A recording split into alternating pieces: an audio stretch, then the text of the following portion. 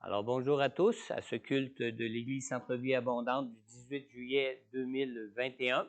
Si vous n'avez pas pris le temps encore d'écouter l'enregistrement du temps de louange que nous avons eu ce matin, on vous invite à le faire. Pour ceux qui ont écouté l'enregistrement de la prédication de dimanche dernier, on veut s'excuser pour les problèmes techniques que nous avons eus au niveau du son. Il manque à peu près une quinzaine de minutes, tout juste 15 minutes et quelques fractions de secondes à l'enregistrement du message au niveau du son, mais passer les 15 premières minutes, là, qui comprend à peu près juste l'introduction avec un petit peu du début du message, le reste du message est quand même très valable. Alors, on vous invite à peut-être vous avez ouvert l'enregistrement, puis après 5 ou 10 minutes, vous avez choisi de le fermer. On a indiqué quand même sur les capsules qui sont jointes aux enregistrements sur nos pages, dans la diffusion, qu'il y avait un défaut de son. Mais on vous invite vraiment à écouter quand même la prédication. À partir de la 16e minute, là, vous allez avoir tout ce qui est l'essence même du partage du message de la semaine passée.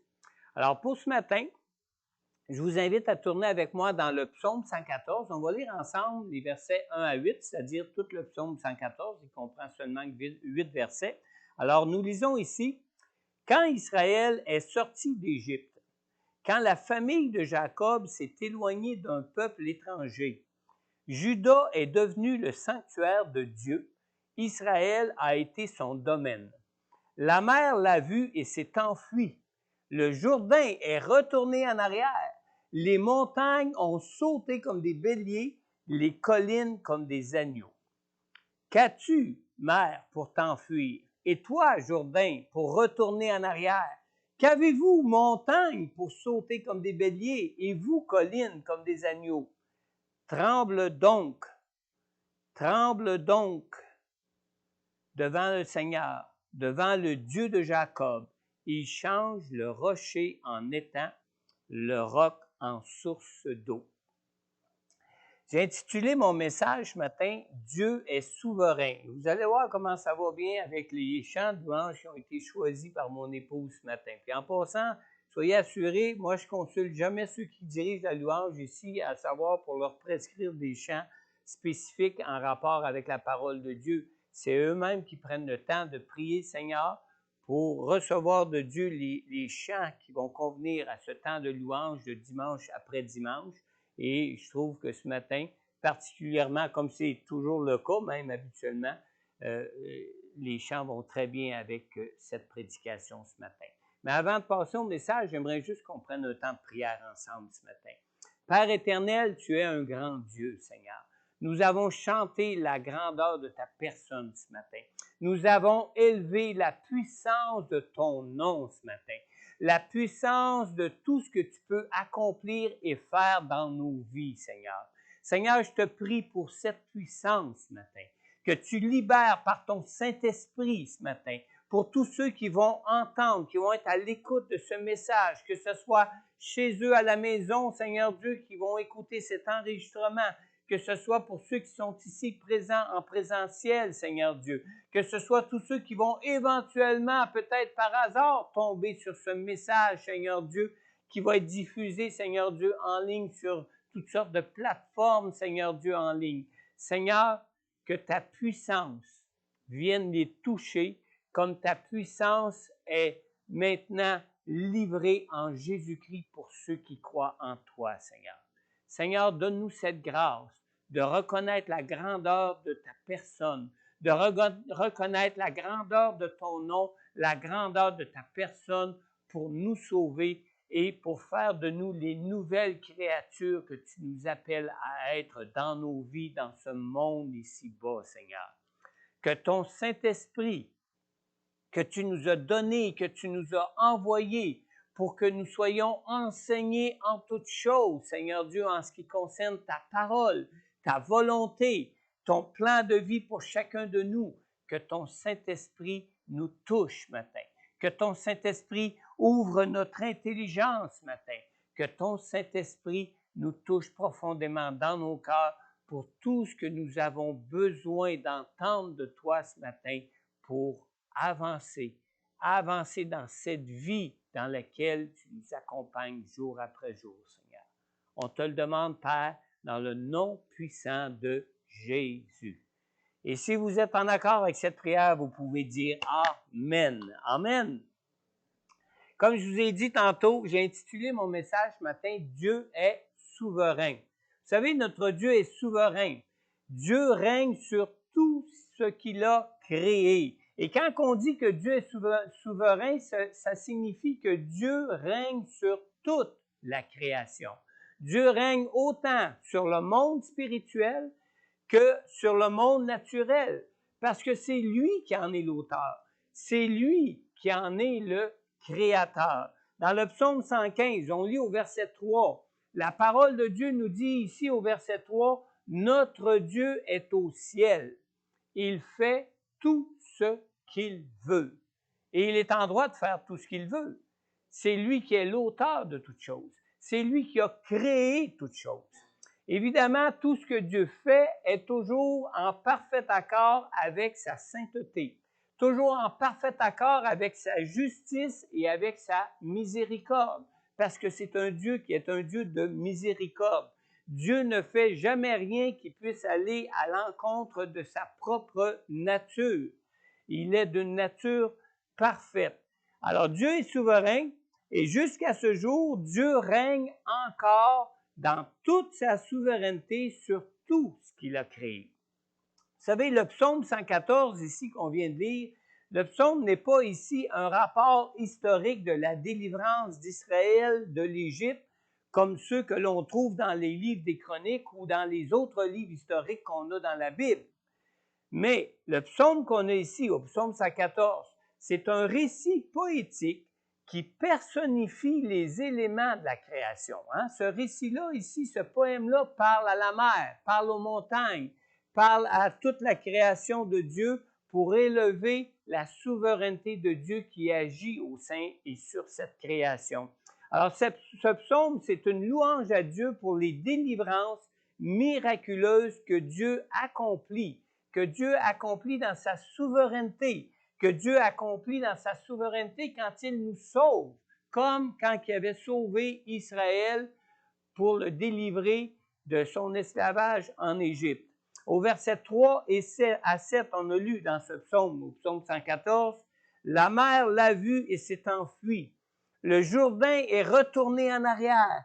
Les montagnes ont sauté comme des béliers et les collines comme des agneaux. » Et on lit au verset suivant, « Qu'as-tu, mer, pour t'enfuir? Et toi, Jourdain, pour retourner en arrière?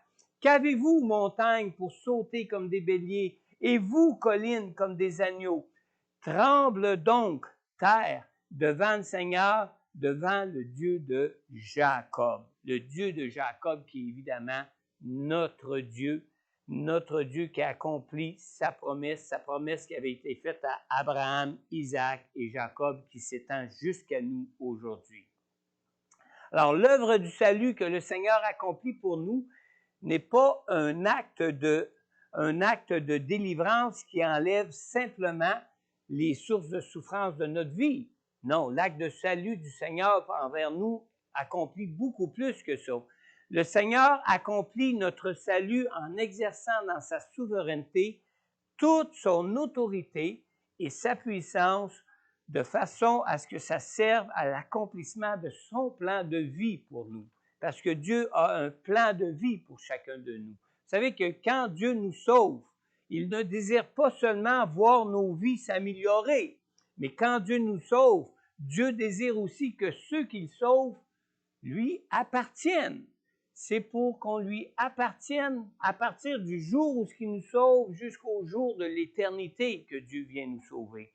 Dans le verset 1 et 2 du psaume 114, on a lu « Quand Israël est sorti d'Égypte, quand la famille de Jacob s'est éloignée d'un peuple étranger, Juda est devenu son sanctuaire, le sanctuaire de Dieu, et Israël a été son domaine. » Alors nous voyons ici que lorsque Dieu sauve, son plan de salut implique une double séparation.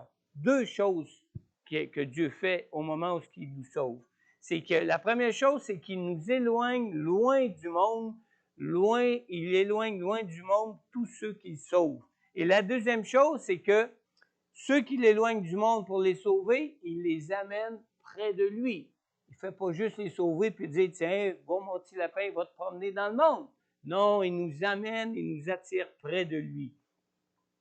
Alors, lorsque l'Éternel délivre, comme il a délivré Israël de l'Égypte, il fait de chacun de ceux qu'il sauve son sanctuaire. Pourquoi il fait de chacun de ceux qui sauvent son sanctuaire? Parce que Dieu est lui-même un Dieu saint. Et pour être présent dans notre vie, il fait de nous son sanctuaire parce que lui, il est saint. On lit dans 1 Corinthiens, chapitre 3, dans les versets 16 et 17. On lit ici, « Ne savez-vous pas que vous êtes le temple de Dieu et que l'Esprit de Dieu habite en vous?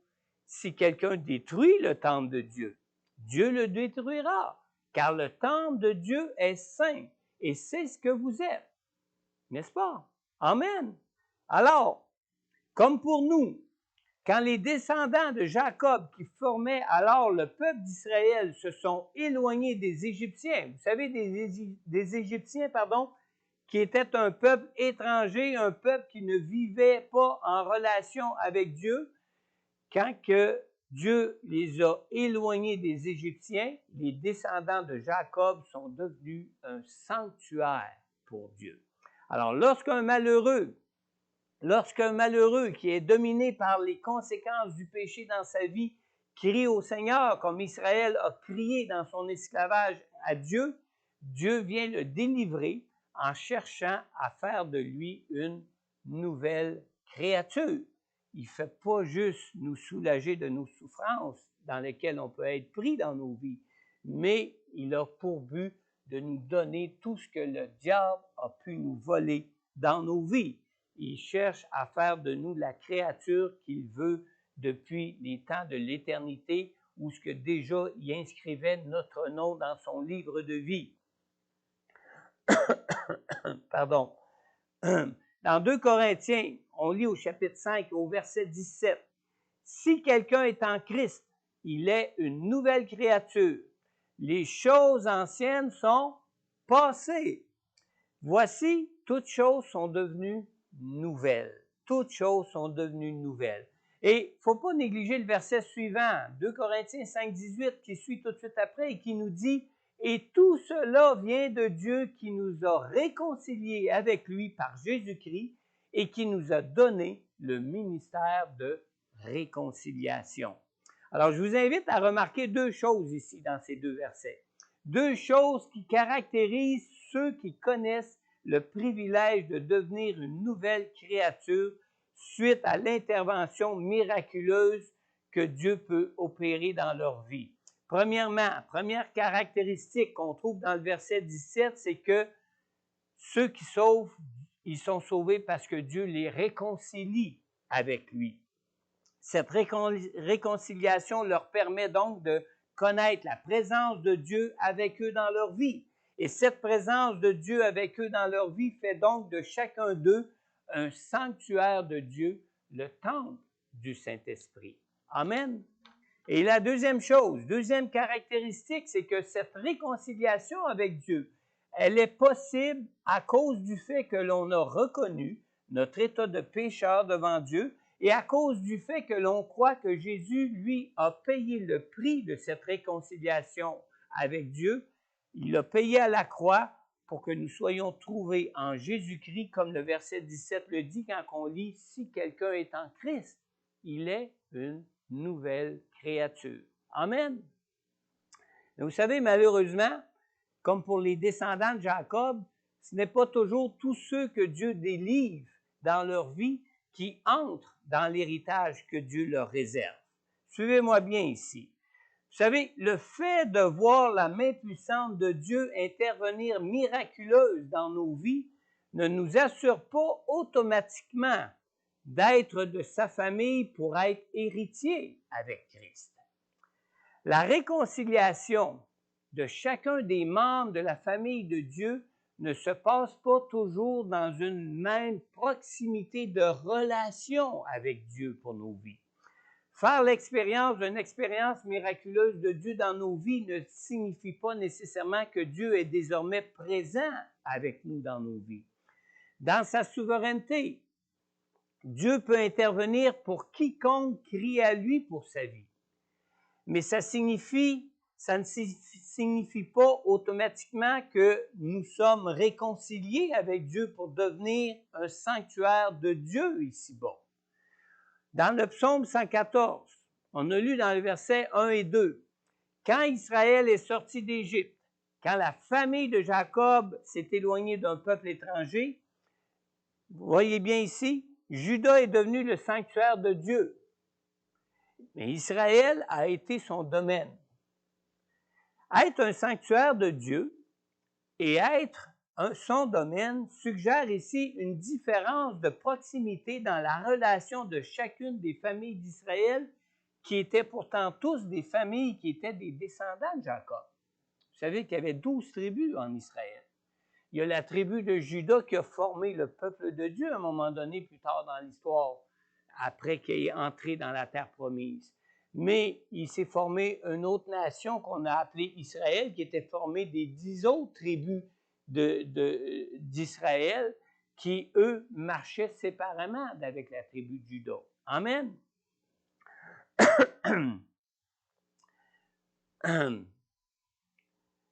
Les autres tribus du Juda sont mentionnées comme étant non pas le sanctuaire de Dieu, mais comme étant un domaine de Dieu sur la terre, alors que Jacob,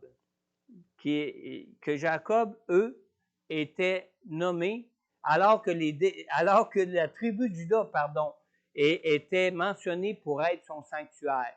Vous savez, dans la version de la Bible de Martin et de celle d'Osterval, des versions françaises, d'autres traductions un peu plus anciennes de la Bible, le mot domaine ici, qu'on a dans le psaume 114 au verset 2, le mot domaine est traduit par le mot empire. Et dans une version moderne de nos jours qui s'appelle la parole de vie, dans la version de la parole de vie, le mot domaine qu'on a ici dans la version seconde est traduit plutôt par le mot propriété. Où est-ce que ça peut nous mener tout ça? C'est que vous allez convenir avec moi qu'on peut s'être bâti un empire dans nos vies. Hein? On peut s'être acquis même une propriété. On peut même avoir un domaine à notre disposition, mais sans pour autant en faire notre résidence pour y habiter. Amen. Alors, on voit là une différence entre la proximité de relation qui existait entre Dieu et la tribu de Juda et la proximité de relation qui existait entre Dieu et les autres tribus qui sont appelées son domaine. Amen. La différence entre être un sanctuaire pour Dieu et être son domaine se mesure selon notre désir de vivre en relation avec Dieu, en relation proche de Dieu. Tous ceux qui vivent des expériences de délivrance avec le Seigneur n'éprouvent pas tous une même intensité dans leur désir de s'éloigner du monde et de se rapprocher de Dieu, n'est-ce pas? Dans Jean, au chapitre 7 et au verset 37, Jésus nous dit ici, en parlant du Saint-Esprit qui fait de nous un sanctuaire de Dieu, Jésus ici dit, « Si quelqu'un a soif, qu'il vienne à moi et qu'il boive. » Amen. Alors, vous savez, quand le peuple d'Israël est sorti d'Égypte, Dieu n'avait pas agi de façon plus spéciale avec la tribu de Juda qu'avec les autres tribus d'Israël. Ils ont tous été libérés par les mêmes signes, les mêmes prodiges, les mêmes miracles de la main de l'esclavage de l'Égypte. Amen. Alors, quand le peuple d'Israël est sorti d'Égypte, Dieu n'avait pas agi de façon plus spéciale avec la tribu de Juda qu'avec les autres tribus d'Israël. Les signes, les miracles que Dieu a accomplis par la main de Moïse étaient tous aussi puissants pour convaincre le Pharaon de laisser aller le peuple d'Israël, mais tout aussi puissants aussi pour convaincre chacune des tribus d'Israël que le Dieu de Jacob, qui était leur ancêtre, était souverain et que ce Dieu était tout-puissant pour les délivrer. Amen. Vous connaissez sûrement l'histoire de l'homme riche et du pauvre Lazare qu'on a dans les évangiles. Particulièrement dans l'évangile de Luc au chapitre 16, dans les versets 15 à 31. On ne prendra pas le temps de lire ces versets-là ce matin, faute de temps, mais je vous invite à les lire chez vous à la maison. Ici, c'est l'histoire d'un homme qui a vécu sa vie comme le font les gens du monde, qui vivent comme si Dieu n'existait pas, sans jamais le chercher dans leur vie. Et à sa mort, cet homme se retrouve dans un lieu de souffrance séparé de Dieu pour le reste de l'éternité. On ne parle pas pour le reste de sa vie, il vient de mourir. Mais quand on meurt, là, on fait face à l'éternité, n'est-ce pas? Alors, il se retrouve dans ce lieu de souffrance, un lieu où il se retrouve séparé de Dieu pour le reste de l'éternité. Maintenant, dans le tourment de ses souffrances, cet homme dit à Abraham, qui est de l'autre côté de l'abîme, cet homme dit à Abraham, au verset 27 et 28 dans Luc 16, « Père Abraham, chez mon père, j'ai 5 frères. Envoie Lazare les avertir afin qu'ils n'aboutissent pas eux aussi dans ce lieu de souffrance. » Mais au verset 31, Abraham lui dit alors, « S'ils n'écoutent pas Moïse et les prophètes, ils ne se laisseront pas persuader, même si quelqu'un ressuscite. » Amen. Alors, comme nous avons l'habitude de comprendre les choses, ça ici, ça veut dire en bon français que pour certains, même s'ils étaient eux-mêmes témoins du miracle de la résurrection de Jésus comme l'ont été les apôtres à l'époque de Jésus, ces gens ne chercheraient pas plus la présence de Dieu dans leur vie ici-bas. Vrai? Mais vous savez que Jésus a raconté cette histoire au moment où les pharisiens se moquaient de lui. Les pharisiens se moquaient souvent de Jésus. On lit dans Luc au chapitre 15, juste un petit peu auparavant, au verset 16, Jésus venait de dire aux pharisiens, « Vous cherchez à paraître juste devant les hommes, mais Dieu connaît votre cœur. En fait, ce qui est très estimé parmi les hommes est abominable devant Dieu. » Alors, Dieu ne peut pas faire de quelqu'un son sanctuaire lorsque cette personne recherche pour sa vie les choses que les gens de ce monde recherchent, les choses qui sont abominables à Dieu. Amen. Amen. J'espère que je ne vous ai pas endormi.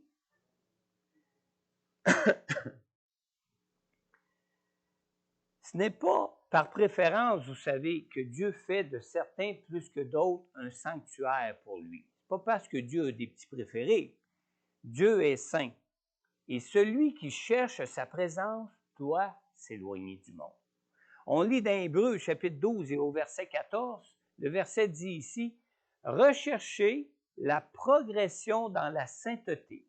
Sans elle, personne ne verra le Seigneur. » Alors, Dieu n'a pas de préféré. Dieu fait pleuvoir, Dieu fait briller les rayons de son soleil, autant sur les justes que sur les injustes. Dieu prend soin de toute sa création depuis le début de la création. Amen.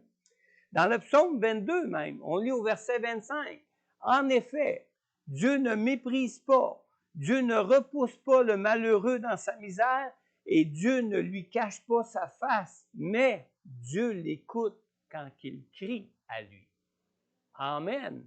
Amen. Même si on peut avoir l'accusateur à nos trousses, même si on peut avoir le diable qui ne nous lâche pas parce que peut-être nous menons une mauvaise vie, dans sa souveraineté, quand on crie à Dieu, Dieu est toujours prêt à intervenir lorsqu'un malheureux crie à lui. Amen. Maintenant, pourquoi Dieu a-t-il choisi Juda pour être son sanctuaire? Est-ce parce que la famille de Juda comptait de meilleures personnes qui menaient une meilleure vie que les personnes des autres tribus? Je pense pas, moi. Vous savez, on compte même une prostituée et une Moabite dans la généalogie de Jésus qu'on trouve dans Matthieu, dans le verset 5 particulièrement. Matthieu, premier chapitre, verset 5.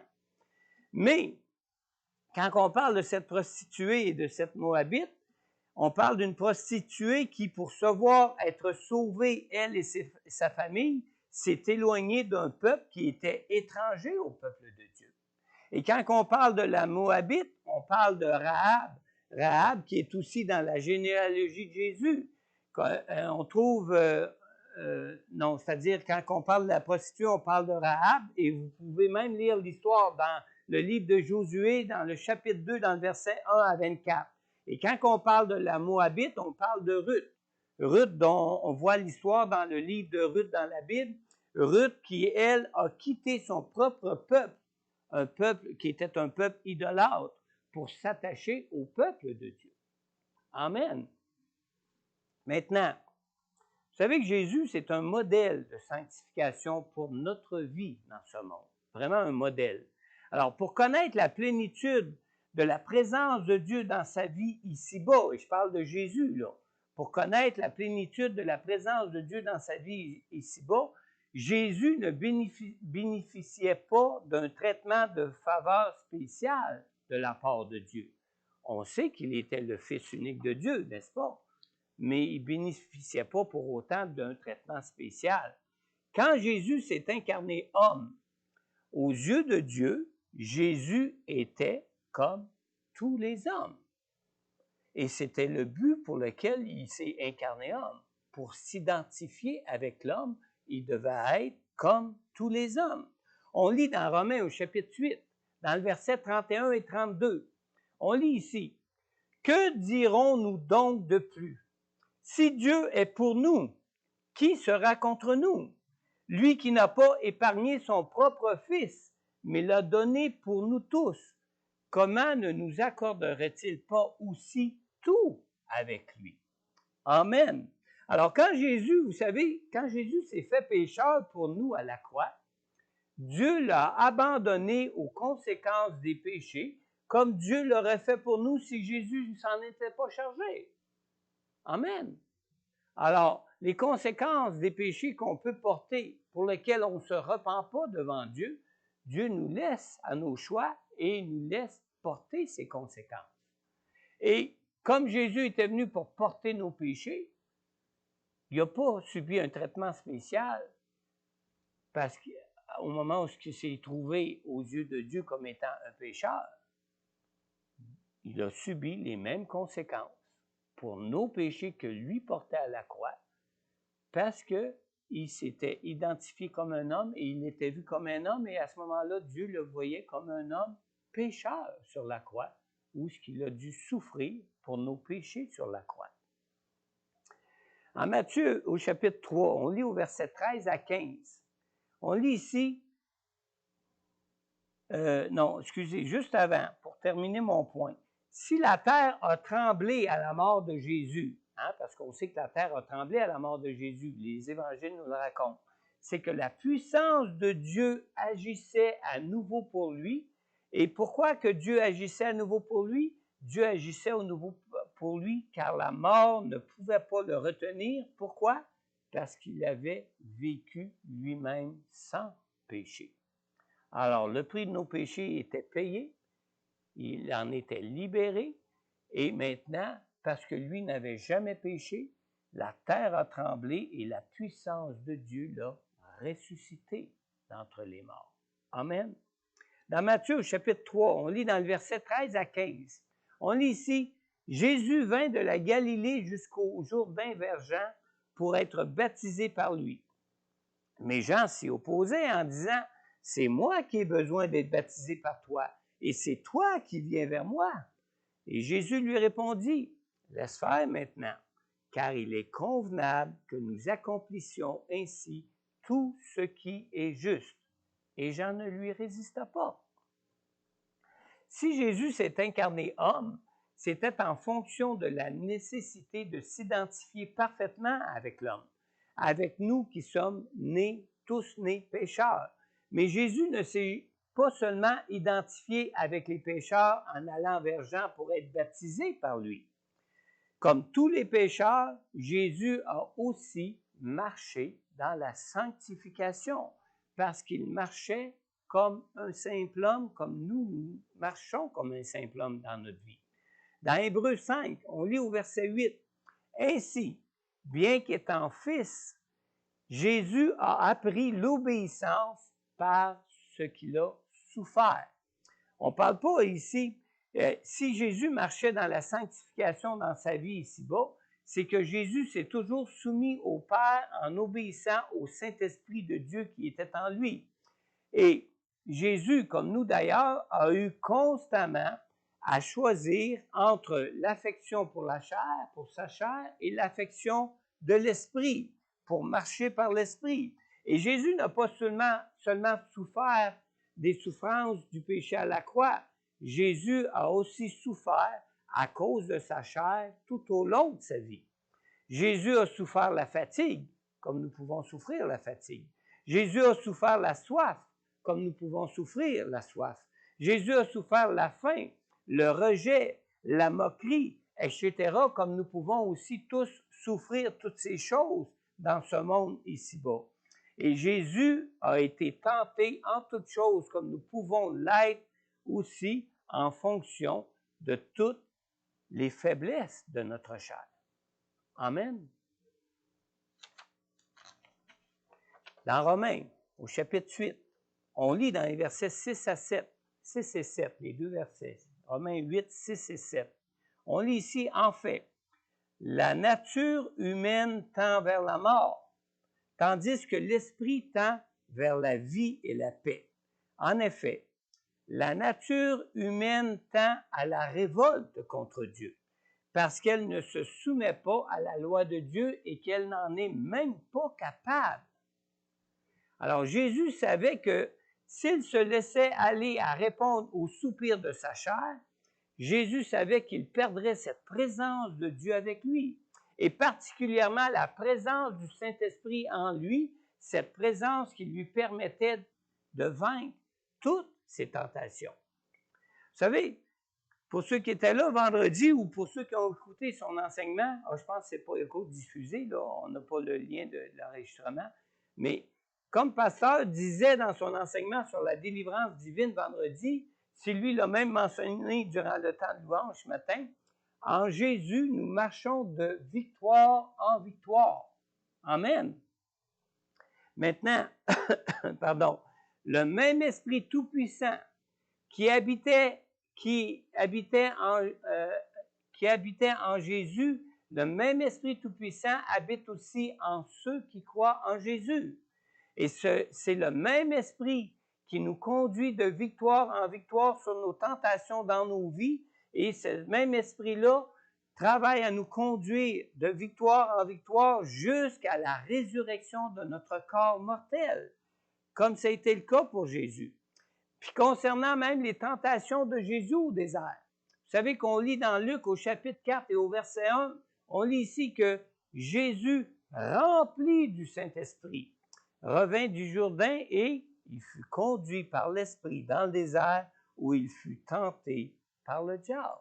Il a été tenté en toutes choses, comme nous, mais il a pu surmonter toute tentation comme nous pouvons surmonter nos tentations quand on se laisse conduire par le Saint-Esprit de Dieu dans nos vies. Amen. Sans la présence de Dieu par le Saint-Esprit en nous, nous demeurons tous sans force, sans capacité même d'arriver à marcher en progression dans notre sanctification. La présence de Dieu dans nos vies ébranle le monde naturel.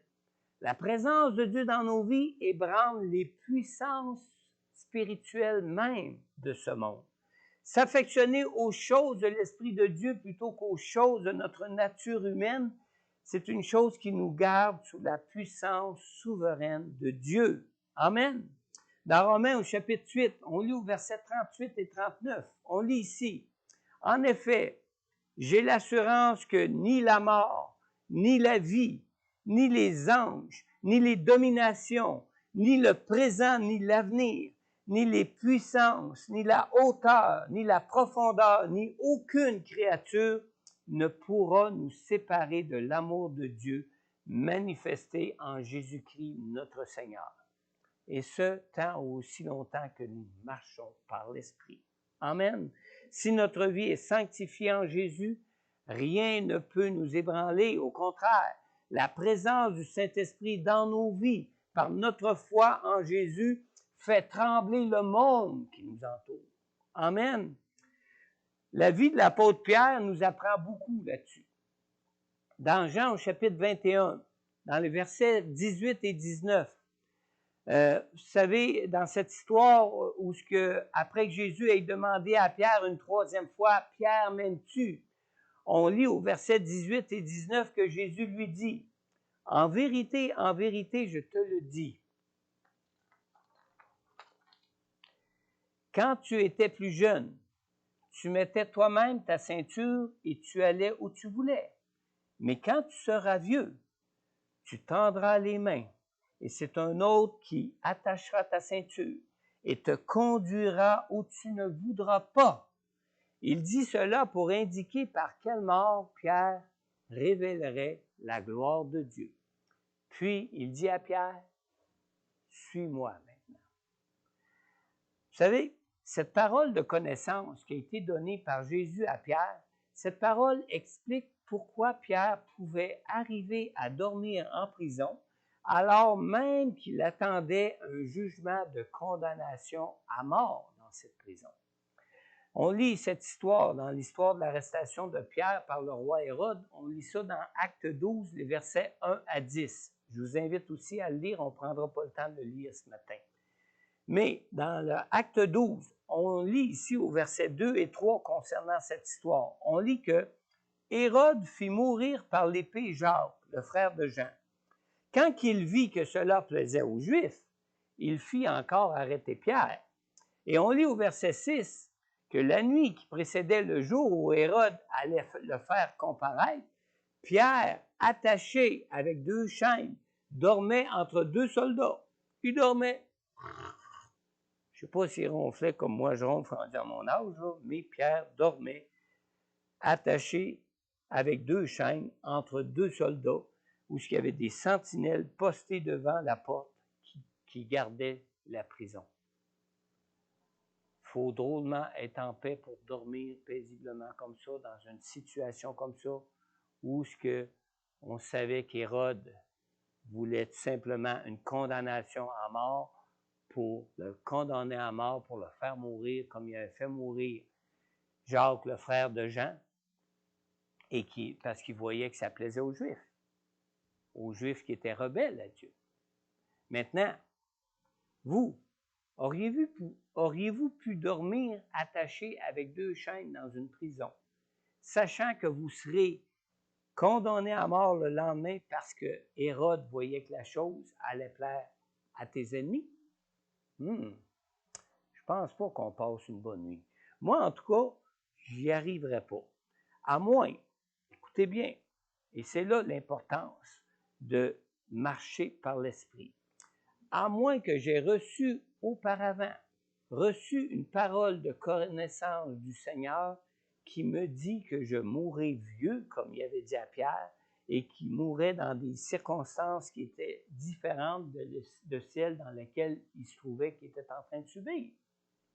Quand tu sais que tu ne dois pas mourir de ça, même si tout le monde pense que le lendemain, tu vas être condamné à mort et que ceux qui t'ont fait mettre en prison ont cette vue-là de te condamner à mort, tu peux dormir en paix. Tu sais que ce n'est pas ton heure. Tu sais que ce n'est pas le moment que Dieu a choisi où tu quitterais cette terre. Pierre dormait, même s'il était attaché avec 2 chaînes, même s'il était entre 2 gardes, chaque côté de lui, et même s'il y avait des sentinelles à la porte de la prison qui pouvaient l'empêcher de sortir. On connaît le reste de l'histoire. Pierre n'a pas été livré à la mort, même pas au procès que visait à lui faire Hérode. Un ange du ciel est venu, la prison s'est ébranlée, les portes se sont ouvertes et Pierre est sorti accompagné d'un ange géant. Il se demandait lui-même s'il n'était pas en train de rêver. Amen. Amen.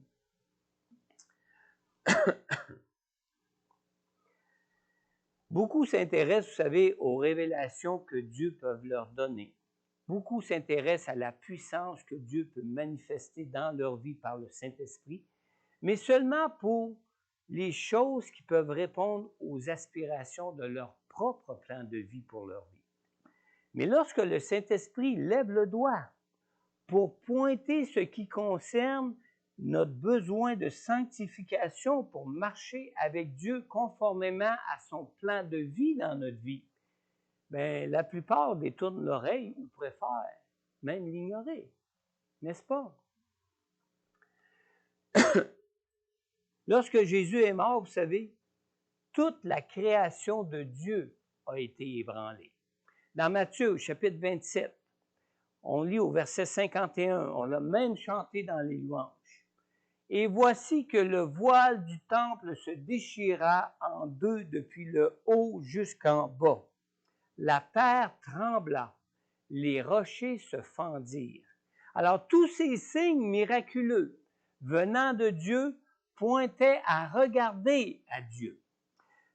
Regarder à Dieu, parce que par sa mort à la croix, Jésus venait d'ouvrir une nouvelle voie qui rendait possible la présence même de Dieu, la présence de Dieu en personne dans la vie du croyant. Et comme au jour de la délivrance d'Israël où Dieu avait ouvert un passage au milieu de la mer Rouge pour se créer un peuple qui serait son sanctuaire sur la terre, de la même manière, à la mort de Jésus, la terre a tremblé. Le voile du temple s'est déchiré en deux du haut jusqu'en bas pour indiquer que le Dieu souverain qui sauve s'appellerait désormais Emmanuel. Emmanuel qui signifie quoi? Qui signifie Dieu avec nous, Dieu en nous. Amen. En ce matin, j'ai une question pour toi. As-tu déjà invité Jésus à être le Sauveur et le Seigneur de ta vie pour lui confier ta vie et voir le Seigneur présent avec toi en toutes choses dans ta vie ici-bas? Si tu n'as pas encore jamais déjà invité Jésus jusqu'à maintenant à venir dans ton cœur pour être le Sauveur de ta vie, c'est peut-être parce que tu ne te sens pas digne qu'il soit avec toi dans ta vie. Mais tu sais, Jésus a payé à la croix le prix pour ton pardon, le prix pour ta réconciliation avec Dieu. Le sang versé à la croix pour toi par Jésus, c'est le sang qui te purifie de tout péché. C'est lui, par son sang versé à la croix, qui te permet ce pardon avec Dieu pour être réconcilié avec Dieu. On lit dans Romains au chapitre 3, dans le verset 23 à 25, « Tous ont péché et sont privés de la gloire de Dieu, et ils sont gratuitement déclarés justes par sa grâce, par le moyen de la libération qui se trouve en Jésus-Christ.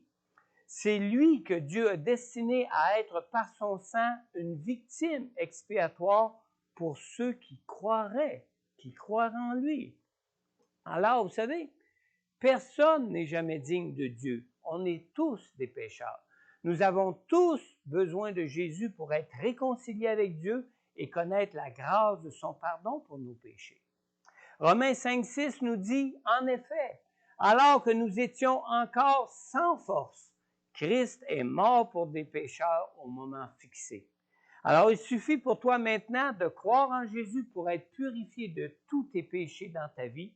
Et si tu places ta foi en Jésus, tu pourras recevoir du même coup la personne du Saint-Esprit en toi pour être sanctifié et être conduit par lui dans la nouvelle vie que Dieu veut pour toi maintenant.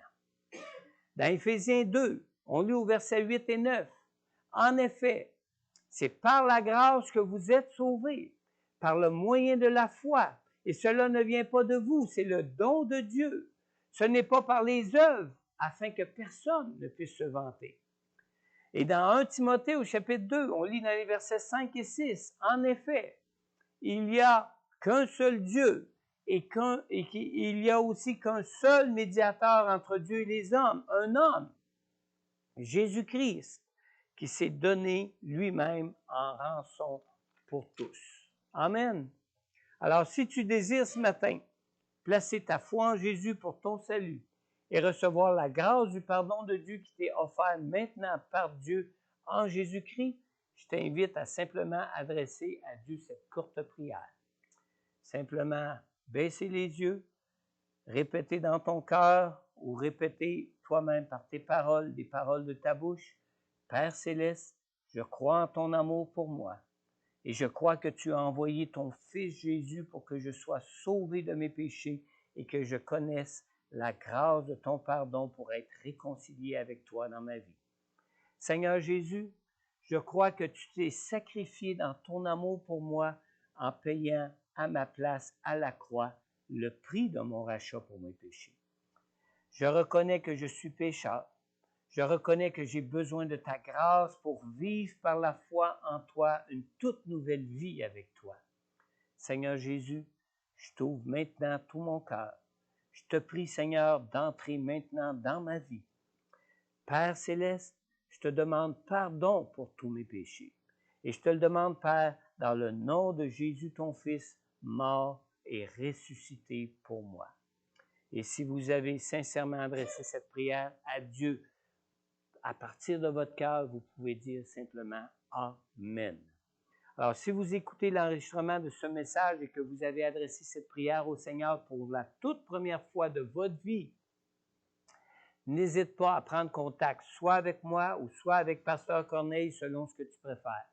Nous pourrons prendre contact avec toi pour prier pour toi personnellement et pour répondre à toutes tes questions sur Jésus et sur ce qui concerne ton salut en Jésus et tout ce qui peut concerner ton besoin de sanctification dans ta vie en marchant par le Saint-Esprit. Maintenant, pour tous ceux qui avaient déjà fait cette prière pour accueillir Jésus dans votre vie auparavant, avant ce matin, avant aujourd'hui, j'ai une question aussi pour toi. Est-ce que tu as soif de voir Dieu agir puissamment pour toi dans ta vie? Aspires-tu à marcher dans la sanctification pour connaître pleinement la présence de Dieu avec toi dans ta vie par une proximité très proche avec Dieu pour ta vie? Alors, une fois que cet enregistrement sera terminé, ceux qui sont ici en présentiel à l'Église pourront s'avancer pour que je prie pour eux. Et pour toi qui nous écoutes en ligne maintenant, prends du temps à part en prière avec Jésus pour lui parler de ta soif de voir Dieu agir et intervenir pour toi dans ta vie. Et prends du temps aussi en prière pour lui partager les combats que tu peux rencontrer dans ta marche, dans ta sanctification pour ta vie. Et n'hésite pas à prendre contact encore, soit avec moi ou avec Pasteur Corneille, pour nous partager tout ce qui peut concerner tes combats pour marcher dans cette sanctification dans ta vie, afin que nous puissions aussi prier pour toi.